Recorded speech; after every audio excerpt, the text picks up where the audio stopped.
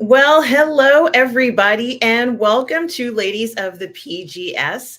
It's me, a positive fandom here tonight, and I am in a costume. As you could clearly see, I am Ahsoka Tano, in case some of you were wondering what this costume is. For those of you who are Star Wars fans out there, certainly you will recognize my Leiku and my gray jumper that the Ahsoka Tano wears on the show. Over the past week or so, we saw some amazing new content with Ahsoka Tano. Of course, it was an animated show, but boy, it had a lot in there about her origins. Certainly a lot of fun things to learn. Guys, if you get a chance and if you are a Star Wars fan, check out Tales of the Jedi. I promise you, you will certainly learn a few things. It's entertaining and fun to watch. I certainly hope you get a chance to watch it. And that is why I'm dressed as Ahsoka Tano. Although I have dressed as Ahsoka Tano before, I am in the Ahsoka Tano spirit. And after all, it is Halloween. Happy Halloween, everybody out there. I hope you all are doing well. The weather here in New York, it's not so bad for Halloween. Some of you are going to the parade tonight in Greenwich Village. I know Bloodsport One asked me if I was going to that parade tonight, and unfortunately, I can't make that parade, but if I could, I would be dressed exactly like this. And guys, it's so good to see you all. Thank you, Tom Jr. Jackson, who says, I'm looking good as Ahsoka. Well, thank you, Tom Jr. Jackson. It's always a pleasure to see you, my moderator and collaborator. We are all goof people, guys. And it's great to be here on the Post-Geek Singularity with you all. Certainly so glad for those of you who are listening in tonight. I know you guys are very busy. Many of you listen later on, but there's so much going on in the entertainment world. I am just so excited for the show tonight because, of course, I get to talk once again about Henry Cavill, guys. So tonight, of course, we are talking about Henry Cavill, and why not? After last week, there's no doubt that I can't help myself. Honestly, there's more news about Henry Cavill, and rightfully so. There's so much to talk about with him that I'm just so excited. So, after last week's announcement that Henry Cavill made it quite clear to all of us that we will be seeing him again. And it's just so exciting to know this, to absorb this. He had an interview where we heard that and so much more at the 92nd Street Y. So for those of you who live in New York, the 92nd Street Y hosts so many events, especially for the arts. And it's not a surprise that Henry Cavill had an interview there.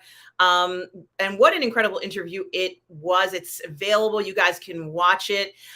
We learned so much more, and it kind of felt like such a release to see Cavill talk about things that we've all been wanting him to talk about, specifically and in particular, Superman and what he is up to. So this was very exciting to see that, and I'm going to share it's about this interview that Cavill had at the 92nd Street Y. It was phenomenal. It was a phenomenal interview. And if you guys, I'm sure many of you have already listened to it, but I did want to mention that one of the reasons why he was there to talk about his role in Enola Holmes, which is the role that Millie Bobby Brown plays. She did in Enola Holmes Part 1, and now he's there to talk about being in Part 2. He was in Part 1 as well. And honestly, hearing him talk about how it's been so long, it's been 5 years since I guess he's really been able to even chat about this with any authority. It just was amazing to see his excitement and candor here. And of course, we've all been wanting this so badly. And now it seems like it's here. And the take home message for me after I watched that interview was clear. Cavill was very honest about how he never gave up hope, guys. He never gave up hope. And you know something? I never gave up hope either. And I sure hope all of you guys kept the faith. Um, it's wonderful to see how important this was to him. He talked about how this was the top moments of his career. Certainly, you could clearly see he felt fantastic. And the interviewer talked about how he is the Superman for our generation. I certainly feel that way. And it was amazing to see how he felt, to get all those experiences and to see his emotions. He truly is happy with this. I am thrilled with this. So to be honest with you guys, I think that this is an absolute special moment. We have so much to look forward to going forward with Cavill when it comes to what is in store for the Superman character. So he was also at the Y to talk about Enola Holmes Part 2. And as I mentioned to you guys, I did watch him in Enola Holmes Part 1.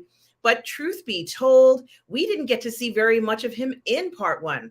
And it was a bit odd. After all, he's playing Sherlock Holmes, this character that is world famous detective.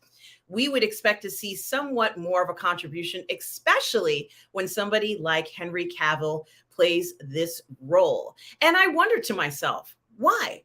Why haven't we seen more of Henry Cavill in Enola Holmes Part 1? What's the reason for this? If I were the casting agent or maybe the director or the writer, I'd want to give him as much airtime as possible so we could see him. And he would obviously add to the story as well. But now, from what I understand and from what this interview seems to indicate, that I think in Part 2, the second part that's coming out, I think it's November 4th, he's going to be more involved. And I think that's a move in the right direction. I sure hope he does get more airtime in the film. I think it could benefit Millie Bobby Brown's character. In the first series, she was kind of on the run. Hopefully in this one, she's a little bit more grounded and has her act together a little bit better. I think it could only benefit the Enola Holmes character, who obviously has to grow up sometime, guys. She is going to turn into a woman soon. And when I say that, I mean in the story. Obviously, Millie Bobby Brown is a grown woman. She is very young, but I think you all know what I mean. That character, she's not going to be a little girl anymore. She is now mature, and she's going to have to do things that she's going to need her brother's help on. And that is where the Cavill role comes in as Sherlock. So honestly, I'm excited to see him in the sequel. And, to be honest with you, the last time I even watched anybody play a Sherlock Holmes character was in the Sherlock series, which I'm sure you all are familiar with Benedict Cumberbatch and Martin Freeman. And that's right. You guys know I love Martin Freeman. And I also loved Benedict Cumberbatch in that series as Sherlock. I think it was a fun match between the two of them. I thought they had a lot of chemistry together. And I think it's great to get a new spin on the Sherlock character. So there is that. And certainly, I think that this movie is going to be a little different from the first one. As I've said, if I were you, I would skip the first one and watch the second one and see where Cavill is in this if you're watching it for him. But certainly, it is something to think about. When you guys have time, go ahead and check out this article about Henry Cavill talking very specifically about his role in this post-announcement interview. And there is a link, and Tom Jr. Jackson probably also shared the link to the interview of the 92nd Street Y interview about this, about him appearing there. And of course, we've all seen and heard this incredible appearance in Black Adam, which, by the way, Black Adam seems to be banking some money over the past 2 weeks. It certainly is turning a profit. Hopefully they will make money from it. But one thing's for sure, people are still liking that film. Certainly something to think about, guys. And here it is. Black Adam muscles up to 250 million global through sophomore frame. Certainly still making money. I think more people are going to go ahead and buy tickets and watch that film. Cavill also mentions that he talks about how he went to Warner Brothers Studio in the UK and got back in the suit. It was a very powerful moment for me. I wasn't sure how it would feel, whether it would be something very emotionally connective, because I put the Man of Steel suit back on. Whew. Can you imagine seeing him put that suit on? Okay. I have to say, honestly, there's a lot going on regards to this. And a lot of people are wondering, obviously, what about The Witcher? Henry Cavill has been playing The Witcher in the television series for the past 3 seasons, hasn't he? Certainly something that I've been watching, and I'm not ashamed to say it, because Henry Cavill is playing The Witcher. I watched it. I didn't even watch the Witcher game walkthrough, and I always watch walkthroughs on YouTube, either on the Rad Brad or some of the other gamers out there. You guys know the gamers that we watch. Sometimes I watch Fat Steven Seagal, who I don't actually like to call him fat, but that's his name, and that's what he chose for us to call him. He is a wonderful person. Do check out his channel. But I also watch the Rad Brad, and I've been watching YouTube walkthroughs since YouTube began. So it's been a long time. And I don't know how you guys feel about The Witcher, about the series, how it's portrayed. But to be honest with you guys, I watched The Witcher, as I said, because Henry Cavill was in it. And I'm not ashamed to say it. I think it's fine that was the reason why I was watching it. I also think that going forward, since they want to continue the show, is a good sign. I think they feel that he has made a foundation that's good enough, and that certainly we're going to be enjoying The Witcher. For those of you who do enjoy the show, regardless of who's in it, I don't think The Witcher is going anywhere. But to be honest with you, there has to be somebody who is replacing Henry Cavill. And of course, here it is, Liam Hemsworth, and this was announced, I think, a few days ago or maybe yesterday. Liam Hemsworth is going to be replacing Henry Cavill in The Witcher season 4. So very clearly here you can see a picture of Cavill on the left and Liam on the right there. Certainly Cavill has made this character his own, hasn't he? I don't know how close it is to the source material. And yes, Yennefer was incredible. There have been some incredible performances out there. But honestly, as I said, I really have been watching it because Cavill has made The Witcher come alive for me. I've so enjoyed what he's done with the role. And as I said before, everybody, they have these wonderful YouTube analysts who know how to analyze fights and sword fights and things of that nature. And one or two of them, I kind of looked at Cavill's performance as The Witcher and the fights that he had while he was doing the role. And they said he was marvelous. And I thought to myself, yes, he really was marvelous. And I didn't need the analysis guys to tell me that. He has really made this character come alive. I can't even think about The Witcher without him. And some of the 1/6 scale figures have used his likeness for some of the figures, and some have not. But I don't care. I still like that 1/6 scale figure of Cavill. I think it came out great. And I think his contribution to The Witcher is certainly appreciated, at least on my regard. And so my first thought that when he has to step away from The Witcher, I wasn't surprised. How could we not be surprised? This man is incredibly busy. He has a lot on his plate, a lot that he is going to do over the next 5 years or so. We all know what it means to step back into the role of Superman. It certainly isn't a small undertaking. It's going to be an amazing undertaking. And he's going to be informing us and letting us know what's going on every step of the way. So we're going to get a chance to enjoy all of this. But I did start to become a little concerned in a sense, because I started to wonder, I'm thinking to myself, maybe we won't see him in other things coming up. I mean, after all, he already did the Enola Holmes Part 2 series. That was done already. Where else are we going to be seeing Henry Cavill? Because I certainly do enjoy seeing him in a lot of shows. And I think that he's a wonderful actor. And I think in addition to Superman, he can do some other things. So, of course, you can imagine my excitement when I saw that he was going to be starring in this incredible series. And I'm going to put it on the screen, guys. I didn't even know that this series existed, but boy, when I saw this announcement, I just had to share it here. And it has to do with this story that's coming up that he's going to be starring in. It's called The Ministry of Ungentlemanly Warfare. And it's going to star Henry Cavill and Eiza Gonzalez in a Guy Ritchie World War II spy action story. Here they are. She looks smoking hot.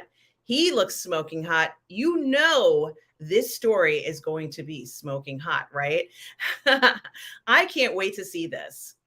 So it says, in the splashiest launch of the AFM so far, Guy Ritchie and Top Gun Maverick producer Jerry Bruckheimer have enlisted Superman's Henry Cavill and Baby Driver star Eiza Gonzalez to lead their World War II action spy movie, The Ministry of Ungentlemanly Warfare, which Black Bear International has arranged financing on and is launching for world sales. Okay. The movie, inspired by real events, will chart UK PM's Winston Churchill and James Bond scribe Ian Fleming's secret World War II combat organization. Now, I know nothing about this, but the clandestine squad's unconventional and entirely ungentlemanly fighting techniques against the N-words helped change the course of the war and, in part, gave birth to the modern Black Ops unit. Oh my goodness. This sounds incredible. I didn't even know this was coming down the pike, guys. Look at them. Oh my goodness. I can't wait to see Cavill in this. Certainly, we are going to see him in other productions. I guess The Witcher just didn't work out for him, but honestly, 3 years is a good long run for a character. You're lucky to even get a character all these days. So, honestly, I think we're going to be fine. I think this World War II action spy movie is going to be insanely good. So don't worry, ladies and gentlemen. There's going to be plenty of Henry Cavill to go around. So we will be seeing more of him in other exciting roles like this. I cannot wait. I cannot wait to see this. Certainly, this is very exciting. And I can't tell you, this is going to be amazing to see. So, sure enough, guess who else was, and I'm pretty sure it was last week that Cavill was at the 92nd Street Y, I think.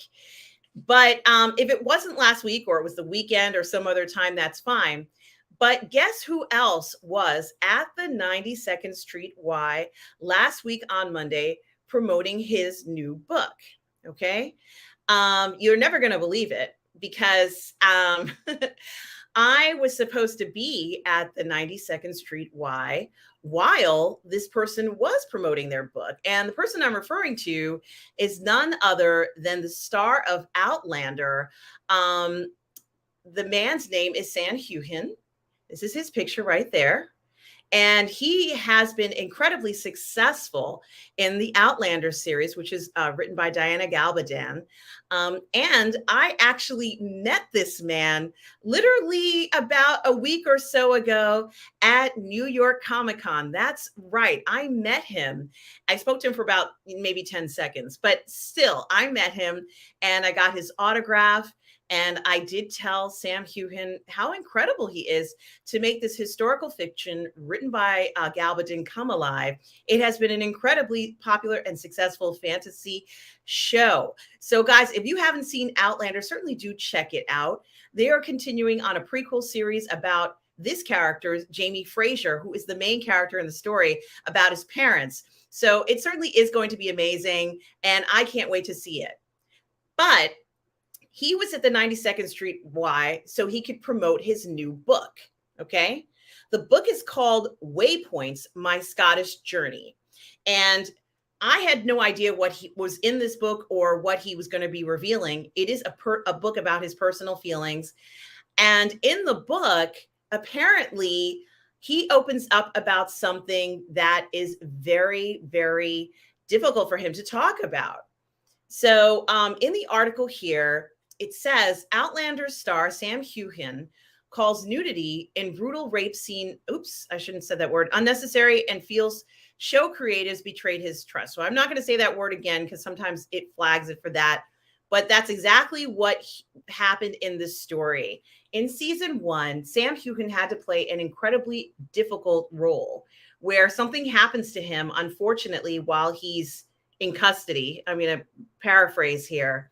And while he's in custody, he gets taken advantage of. So I'm going to leave it at that. I'm not going to say it in any more colorful words than that. And it was hard to watch this, guys. You can imagine watching Outlander. And of course, I was watching it with my mom at the time and seeing what was going to happen to him. The person threatened him and told him that if Jamie's the character, if Jamie didn't do everything that he said to do, that he would find his wife and kill her. So he threatened his wife. And it was quite a terrifying and scary part of the story. So, of course, you know, they did show us the actual entire part. And I honestly have to say, I was not expecting to see any of that. I, am still quite shaken about what I did see. And I'm okay. Like, I'm all right. But it was a brutal scene. And you knew that this character was going through something that was incredibly emotional. It was, probably very degrading. And of course, he had no control over what was happening. Now, ironically, I have actually spoken about how great the scenes are in Outlander outside of this. I've spoken about the nude scenes. I've spoken about the sex scenes in Outlander. And I've even promised to make a video on the best, sex scenes about it. There's an article where some wonderful person wrote an article about the best sex scenes in Outlander to make sure you see them. And I promise you at a later date, I will review that on more of a late night edition.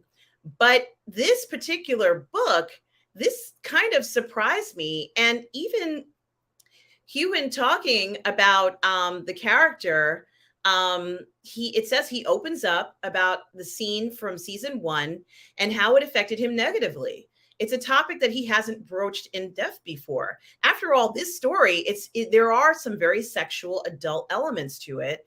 And, I'm not going to say people aren't attracted to the story because of its sexual elements. I would say I definitely attracted to the story because of its adult nature and sex scenes. But certainly this one was a very different type of scene and not something I knew I was going to see in the story. So it says the moment in question is when his character, Jamie Fraser, is tortured and brutally hurt by his nemesis, Blackjack Randall, played by Tobias Menzies of Games of Thrones fame. Tobias Menzies is also in The Crown as well. He is a very successful actor and has done a lot of roles. The shot included a full frontal shot of his character after the scene. Heughan details in his memoir he had agreed to nudity in his contract, but he didn't feel this level of nudity was appropriate to the scene. This wasn't a moment where I felt that being naked would add to the horror of what Jamie undergoes in that castle dungeon as a form of punishment, subjugation, and humiliation, he writes in the book. I pushed back, reasoning that nudity sexualized a horrific experience for my character, and it sparked quite a debate. Oh my gosh. Outlander is based on the series of best-selling novels by Diana Gabaldon, and the incident originates in the source material. So it is actually part of the story. And the showrunner says, we're not playing around here. This is the story. There's a book that we're following, and this is part of the story that is absolutely necessary. There's really no way to do it and to not do it. It's horrific, and it should be horrific. So Heughan admitted to Vulture that he felt duped into playing the grueling scene at one more time or point in the shoot. And they said, we'd love one more shot of the whole thing. And I was like, oh God, I thought I'd gotten it all out of the way. And they said, we'll do it up in a certain point just before it happens. So he says that the director never called cut and they acted out the scene once more. He says, it got to a point where they didn't call cut, so we had to carry on. I remember feeling so scared and actually feeling slightly like my trust had been broken a bit because it was horrific. Great to play, but horrific. And the actor later spoke with the production team and agreed his character would be seen naked, but without the bit that the actor felt was gratuitous. So we didn't need to see the horror to imagine what the characters go through. Imagination is way more powerful, he writes in Waypoints, even though thankfully the nude shots ended up on the cutting room floor. It was harrowing and exhaustive experience. And now he says, as a result of this, Outlander in season 6 has an intimacy coordinator. He says it's important that everyone feels protected, also find a way to explore these scenes and actually maybe get some more of them more out of them, saying he just felt thrown in the deep end at the beginning of the series. Times has changed, he writes in the book. That shot was unnecessary and did betray my trust in the creative team a bit. Well, I have to say, I was not expecting such a profound statement from Sam Heughan. And I knew that he had this biopic coming out because when I was at the con, I have to tell you that my friends there were like, you've got to be at the 92nd Street Y when he releases this book, when he's doing the signing, you've got to be there. And trust me, guys, I tried very hard to make it there, but I couldn't make it. But, you know, he's really honest about this. And it was a disturbing scene. And I think that this isn't going to cause them to shy away from scenes like this, but it certainly does make you think about scenes and how they are filmed. Perhaps not how it's edited, but how it's filmed at the moment. And a lot of these articles that actors are talking about their experiences on set do sound like they're going through something more than just being an actor at the moment. And the experience is also affecting them in other ways. You know, and also I think, you know, he wanted to share this. He wanted other actors to know that it's not just one, you know, person who's feeling this. He is also someone who has these emotions. I never doubted that this might be happening to people. But I think that his book has quite a lot to say about how he feels in and actually getting this role early on. And honestly, I haven't picked up the book, but I absolutely need to pick up this book and read more about Sam Heughan's experiences as an actor in what is one of my favorite fantasy roles, The Outlander. So I certainly think that this article and certainly his book, Waypoints, is something that if you guys are interested in reading about his life and his experience as an actor, certainly is worthwhile. Now, after all of that, I certainly have to say I was very impressed with him willing to put himself out and kind of expose his feelings like that. We always demand so much from actors, and it's not easy doing that job. So certainly not that he would ever be watching. You have been fantastic in that role, Sam Heughan. Now, the other thing I wanted to mention is a very interesting article that I saw the other day that has to do with a famous actor who has made so many films and stories by the name of Marlon Wayans. So I just want to bring this article up because Marlon Wayans has been making films for a long time. He's been in the industry a long time, his whole family. They have all been in the industry for quite some time. And I've probably seen all of their work. It certainly is something that's very interesting to talk about, his contributions and his family's contributions to comedy. So I saw this article about Marlon Wayans, and he, I believe, was on kind of like network television last week, talking about a new series or a new movie that he has coming out. And in the article, you know, he actually is going to be in a show called The Curse of Bridge Hollow. And it's a new Netflix horror comedy. Horror comedy is one of my favorites that anybody can create. Honestly, I love, you know, metafiction, like In the Shadow of the Vampire. These sort of odd films, things like Dark Shadows, which I also feel is horror comedy. Maybe some of you enjoy horror comedy, but I think it's so hard to do that. You have to be incredibly talented to pull it off. This Curse of Bridge Hollow is a new Netflix horror comedy, which Marlon also co-produced, and follows a family who moved from Brooklyn to a small town in New England. Everything seems to be going right, that is, until things begin to go horribly wrong. And as Halloween decorations start coming to life, terrorizing the town, Marlon and his on-screen family, played by Kelly Rowland and Stranger Things Priya Ferguson, you know, the sister to I can't remember all their names, but she's I can't remember her name. The girl who plays Dungeons and Dragons, that girl, are forced to face their fears head on to save their community. Now, it certainly does sound like it's going to be amazing. And it's funny because, as you know, he had a lot to do with Scary Movie. And here he is with his brothers. They're very good looking guys. I think they're good looking. So, and it's interesting to learn more about them, how they co-wrote and starred in the film, Scary Movie, which is also a comedy horror, guys. And there are the guys, they're very successful. Keenan Ivory Wayans, Marlon Wayans, the Wayans brothers is what they are known as. Certainly, yes. And Chomju Jackson, I agree with you about The Burbs is a great horror comedy. I love The Burbs. It feels like the Fright Night for adults. At least that's how I it's not exactly vampires, but still, it is very funny. I love that one too.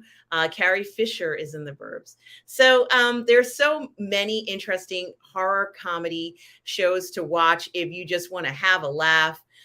Certainly do that.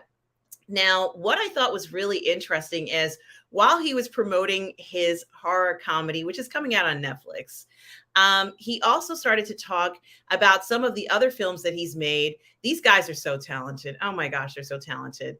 He started to talk about a movie he's made called White Chicks. And he starts to talk about why movies like White Chicks are needed and explained why jokes shouldn't get a person canceled. And, he says the best way, I'm assuming this is his quote, the best way to grow up is to grow your audience and to understand that it doesn't always have to be the raunchy or crazy. Interesting. Well, in the article, I think it's really important to note that, so there's a promo shot, and I'm sure you recognize the young girl from Stranger Things. And I can't remember the character's name, but she was wonderful in Stranger Things there. And these guys, to be honest with you, they still look incredibly young, the Wayans brothers. So, and they also talk about some of the other roles and love interests in the story. Kelly Rowland, as we mentioned, but I found it very interesting that his comments about his film White Chicks, because we have been seeing a lot of very sad things happen to some comedians recently. And here it says, earlier you mentioned recommending one of the cast members to watch White Chicks. And please don't judge me on my jewelry choices, guys. So if you see jewelry on the side, just, ignore that, okay? It says, earlier you recommended one of the cast members to watch White Chicks. I want to know, in this day and age with stricter forms of censorship, would a movie like White Chicks thrive? Now, it's interesting because so many of us have asked this question. This is a question that comes up a lot in a lot of our streams. Could you ever make this film again? Could we ever see another this again? People were talking about, what's that one with I can't remember what it is, but we always ask this question: could it be made again? Could it be done again? And a lot of people love this film, and for the most part, it was a very daring film. It was not easy to do this film. And here are the Wayans brothers and the two lead roles in that film. And Marlon Wayans makes a very good point here where he talks about his response to this film and the importance of the film. And he says, I think that films like White Chicks are needed. I don't know what planet we're on.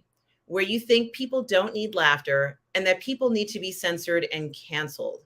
If a joke is going to get me canceled, thank you for doing me the favor. It's sad that society is in this place where we can't laugh anymore.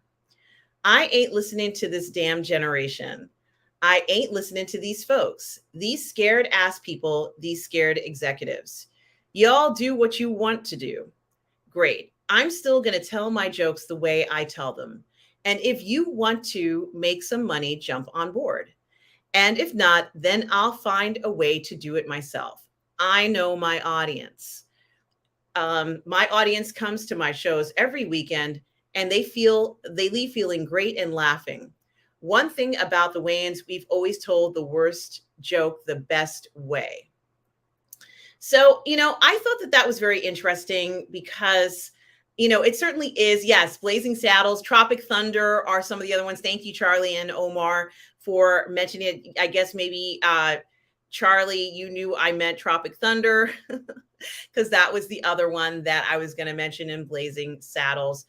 Airplane. There's quite a few gentlemen and ladies out there who you are talking about these examples of comedies that many of us grew up watching, and these guys were so incredibly talented. It almost seemed like there was anything they couldn't do. I think if they had, if you could go ahead and give them $1 billion, what could the Wayans brothers do now? Because they've proven that they can do things that are remarkable. So, to be honest with you, I think that he makes a lot of good points about the idea of doing your own thing and the importance of comedy and how, obviously nobody approves of cancel culture. At least I don't think they do, but I don't approve of it. I think there are a lot of people who don't approve of it, but it certainly does kind of stymie the creative process. And I'm hoping that we're seeing some changes and moving away from that. I hope that some of the changes we've seen over the past few weeks, and maybe even some of the approaches in the movie business, are changing a lot of things. We got Black Adam, and Black Adam didn't have a message. And that was one of the things that I noticed about it. And also we got some fantastic fighting, which are some things that we like to see. We like to see masculine things going on in a superhero film. And we got that. So I'm wondering, going forward, are we going to continue to see some incredible movies like that? And I include White Chicks on the list of incredible films. That couldn't have been an easy film to do. And then, but when we see things like that, where someone goes the extra mile to play a role, we can see what is possible. I was not offended by any of White Chicks. I thought it was a great film, and it's a comedy. So here, Wayans talks about fans. He mentioned fans being surprised by his performance, and the one role that he would be surprised that he auditioned for but didn't get. And he says he doesn't keep track of that stuff. But I think it's interesting because earlier in Henry Cavill's in his interview at the 92nd Street Y, he talks about being okay or having to deal with being turned down a lot as an actor, and that you have to get accustomed to that. And I kind of think that that's very interesting too. Wayans says, God closes the door and you kick another one open. I'm not going to waste my energy on that. I've got so much storage space in my brain. So after I do an audition, or after I go in for something, or after I do a project, I immediately erase the experience because I'm looking forward to filling it with new experiences. So I think that that's very interesting too. Now, he's also on tour. Marlon Wayans says, they say, can you tell us anything about an upcoming project? I know you're currently on your Microphone Fiend comedy tour and filming the upcoming Nike movie. Okay. Look at him. He looks fantastic. Okay. And he says, yes, it's with Ben Affleck and Matt Damon. I'm sworn to secrecy about that one, but it's going to be really good. Ben Affleck is an amazing director, and I also have a stand-up special I just shot called God Loves Me. It's really funny, and I'm going to start shopping that around a few weeks. So we'll see which streaming service that lands on. So, also, I think that one of the things about, and that's pretty much the end of that particular one. So I was going to say, if you get a chance, do check out his new movie called, what is it called? It is called The Curse of Bridge Hollow. Okay. Now I could see him making more of these family films. And it kind of reminds me of what Eddie Murphy did, for some time after he kind of started to make these family orientated films. So certainly that is something to check out for this holiday season. And it is something that I'm looking forward to. Now, one other thing that I did want to talk about was, of course, as we've been talking about Henry Cavill, and he's doing these other projects and things. And we also spoke about how he was going to be in this Enola Holmes movie, which is going to be coming out in a few days. I will be watching that film and get back to you on what I thought about the film. As I said before, Cavill was not necessarily featured in a main role in the film the way that I hope he's featured in the second version. So I'm hoping that they went ahead and had him in a more prominent role. And I think that they did, because he talked about it at the Y. The other thing that I was going to say is, now in this article, I think it's, yes, in this article, we do see the Wayans brothers together, and he didn't actually say anything about doing more projects with his brothers, but he does also talk about being united with Regina Hall in Netflix's Naked as his love interest. And he talks about working with her as well. So you do get to see her here. And the last part of this is, yes, about his favorite moments and memories on the set with Kelly Rowland. And I thought that this was very interesting. So I think that, going forward, I think that he and his brothers have managed to stay in the business. And, comedy is always going to be important. I'm wondering what other comedies we're going to see. I'm hoping this means that we're going to see more comedies, that this era of, sort of gloom and doom of the comedy era is going to be over. We already know that that remake of the sisters, the witch sisters, if you will, did incredibly well, better than they expected. And that's not a surprise. But even I was surprised that they went ahead and decided to do a part 2 to that film. I wasn't expecting that. That might be something else that I'm considering watching. And as I was telling some of my friends, I went ahead and watched some other films. I was kind of inspired by Tom Jr. Jackson's reviews on his channel. Certainly he has been looking in the vaults of so many classic films, but recently and last night, as I always do, is watching films like An American Werewolf in London, which is one that I always watch around this time. Certainly a very interesting film, Fright Night, and of course, one of my favorites, which is not just Fright Night, but also Night of the Demons. So I'm not quite sure what your all's favorite, what everybody's favorite Halloween movies are. And today is Halloween.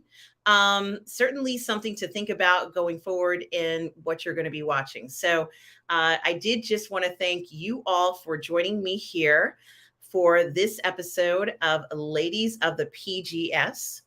Guys, please do join me here again on Monday. I am cutting out a little bit earlier because I am going to meet somebody, but I enjoyed being here tonight with you all so much. And you guys got to see me in my Leiku costume. And I hope you all are well out there. Also, do please check me out on Friday nights for our Midnight Musings show, which you all are aware of, and on my channel, Positive Fandom. So thank you all for certainly tuning in. Excuse me. I hope you guys enjoy your Halloween. Happy Halloween to everybody. And do be on the lookout for Cavill. He's going to be in so many more things. And and yes, the title says Wayans and political correctness. He kind of rejects political correctness, guys, because he believes that comedy cannot be politically correct. So certainly I'm going to be on the lookout for that. So thank you, everybody who has tuned in tonight. And I hope you all are well out there. And I was going to say, no matter where you are in the galaxy, no matter what you're doing, to always please remember to be kind, guys. Take care, everybody. Bye.